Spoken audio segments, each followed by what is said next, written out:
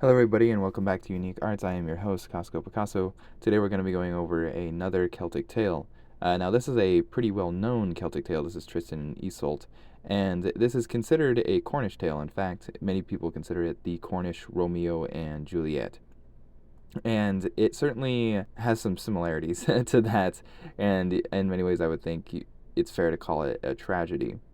There are a couple versions of it, and although we call it a Cornish tale, it actually does occur, or at least all five of the six Celtic nations are mentioned, at least. Scotland is mentioned, Isle of Man is the only one not mentioned, but some events take place in Ireland, Brittany and Cornwall mostly, and then very briefly in Wales as well. And so uh, it's kind of perhaps pan-Celtic in that way, but this is a popular story, to be honest, throughout different cultures and whatnot as well. Now, this is a medieval story from about the 12th century, and it has quite a bit of similarities to King Arthur as well. In fact, we get a love triangle between Tristan and Iseult and King Mark. I'm not really going to go over everything in detail. In fact, my recommendation, of course, is that you read it on your own. It's not a very long story, a bit longer than in fact, probably longer than all the other Celtic tales I've done so far on this channel, but it still is a pretty easy and I would say a quick read. So, and an enjoyable one. Tristan is essentially the main character. Pretty much everything is following him. Just about everything is following him, and he has a couple of great friends that also are nice supporting cast for the story, and that's something I appreciated. There is a love triangle, kind of like we get with King Arthur, Lancelot, and Guinevere. In fact, King Arthur is in the story, the version of the story I read, and there are a couple of variations, of course. But King Arthur is a famous Celtic tale, and King Arthur is present. In fact, I believe there's some tales where Tristan actually lives and becomes a knight of King Arthur's Round Table.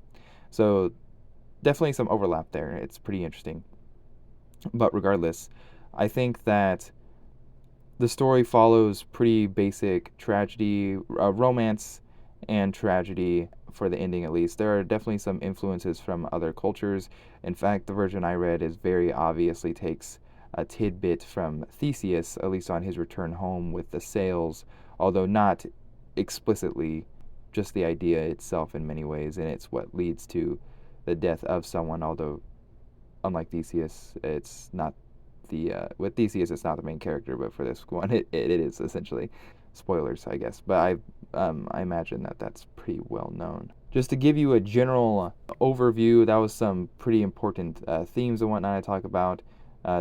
Stuff that I've mentioned, but it's got a lot of courtly love stuff going on.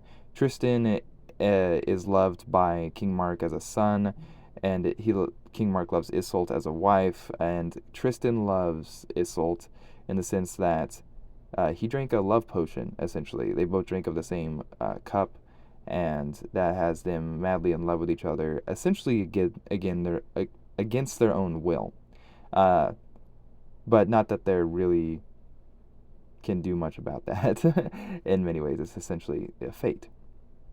And this causes a lot of trouble. In fact, they're both marked for death by King Mark at one point, and they're living in the wilderness for a few years with the help of some friends. And eventually, they're both acquitted, essentially, and Queen Isolde, returns surprisingly, essentially with no shame marked on her, despite the attempts of some bad actors, who thankfully are dealt with throughout the story. And then Tristan is essentially exiled, and that's when he visits Wales briefly, and he gets a gift for Isolde there, and then he returns to Brittany, and he actually does eventually marry another woman named Isolde, rather than Isolde the Fair or Isolde of Ireland. He marries Isolde of the White Hands, although at one point she is called the Fair as well. But regardless, that kind of is a foolish thing for him to do, to be completely honest. He marries someone that he doesn't love. He's completely in love with someone else, whether it's the effects of a potion or not. But regardless, there's a lot of romance. It's this courtly love, so it's a little bit odd in many ways, perhaps to our contemporary understanding, but definitely some adultery, some trickery, but we do get some good friends, some good dogs that are involved too, a little bit of fairy magic, and honestly, I don't know what's not to love about the story. And there's a lot of good art out there too, which hopefully, I've been throwing up on this video that you'll be seeing. But this is a very popular story. But either way, if you have read it, let me know. There are two main versions of this story. Well, two manuscripts, I suppose, that they look at. One's called the Common Branch, and one's called the Courtly Branch. The version I read, I believe, is certainly of the more courtly type, but the Common Branch is supposed to be less chivalric, more of a storytelling tradition that is not courtly, of course, more reflective of the general Middle Ages rather than the high Middle Ages. And so I guess if that's something you're interested in, just make sure you read that version.